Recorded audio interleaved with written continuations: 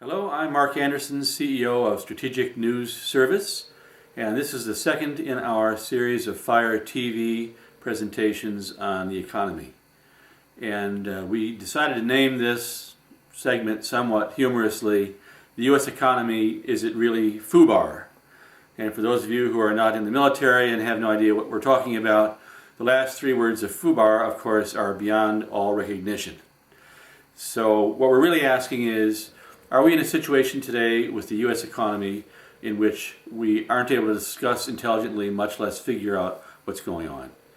And this is important because the U.S. economy is still the leading economy in the world.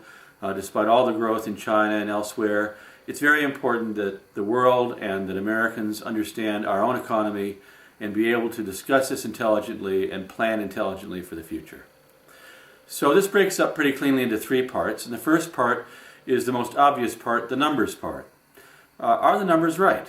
Do we know how to look at our own economy? I'd like to suggest that we don't. And the three most important numbers we look at are these. We look at unemployment. And we now know that the unemployment figures are almost ridiculously off.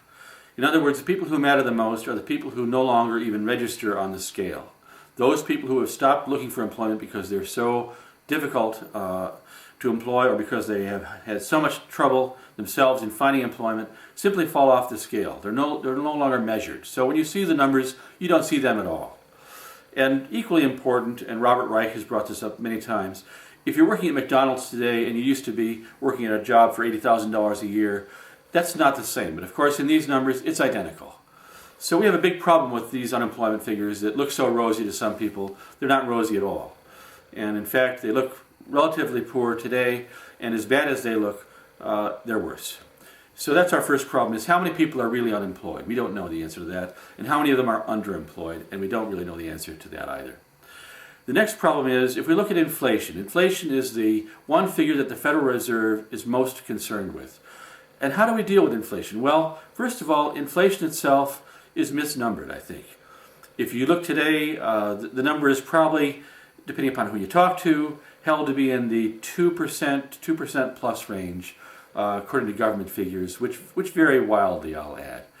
I think the real numbers are much higher than that. So instead of 2.2% per year or some number in that range, we're probably looking at something like 4 to 6%. Call it 5. And even that number might be low. So the value of your money, the value of your real estate, all these things which you hold as cold assets, really is being eroded on a daily basis by this figure of inflation. And the Fed, whose job is to fix this or to take charge of this, is really unable to do so. And that brings up the third part, regulation. Are we really doing what we should be doing with regulation? And the problem is, I don't think we are, and I don't think we can. To be quite fair to the Fed and to Ben Bernanke, its chair, they've lost control. In the good old days, it was the situation that the Federal Reserve of the United States had the power to control the U.S. economy with a couple of well-understood and simple tools. Essentially, changing interest rates became the de rigueur understanding of the best way of managing our economy and of smoothing out business cycles. This is after decades of various trials, tribulations, and experiments. And so it looked like it was working for, say, 15, 20 years, the last 15 or 20 years, up till now. But suddenly something new has happened, and you could call this the world of externalities. Things beyond our control are having more effect on the economy than things within our control. Exhibit A would be the cost of oil. The greatest contributor to inflation is the price of oil. And every time you see inflation mentioned in federal figures, they say, well, things are fine because the core values without food and oil. Well, who doesn't need energy and who doesn't need food? So if you include the idea of costing properly for those two events, you're suddenly in a situation where the numbers are almost ridiculous. I'll mention one thing which you'll find hard to believe. As oil rises, as the cost of producing all things in the United States goes up, so does our GDP. So I'll just add as a reminder here that our third number, GDP, is also bogus. Something which actually should be measuring our productivity is measuring instead the thing which most takes away from our productivity.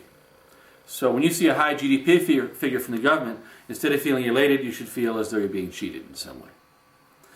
Again, not intentionally perhaps, but it is built into the system, and it makes it impossible for us to understand, are we healthy or are we sick? So we come back to the Federal Reserve. If they can't control pricing in OPEC, which they cannot do, of course, how can they control inflation? It's beyond their control. And I'll mention one more problem for them. In the past, when they wanted to control lending in the United States, which is their direct lever of controlling business activity, they could move interest rates up or down, and commercial banks quickly followed. And in fact, banks in Canada, Australia, and the rest of the world often followed them. So it was not only a local domestic control they had, but to some degree an international control. Well, they've lost that control. Today what happens is banks make almost all their money on fees.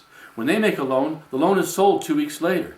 They don't care about the loan, they care about the origination fees and all those other screwy add-on fees they've made up to put on top of it. And the result is they're in a situation where suddenly the banks don't care about the Fed in a fairly real way. They care, but not very much. They care a lot more about their bottom line.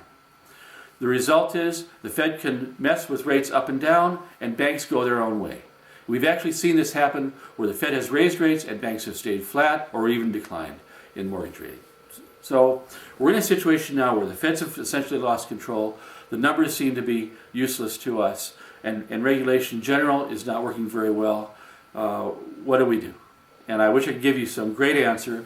I think we have to attack all these problems, not just one of them, and get ourselves to a point where we understand again in an honest way what's happening with the U.S. economy.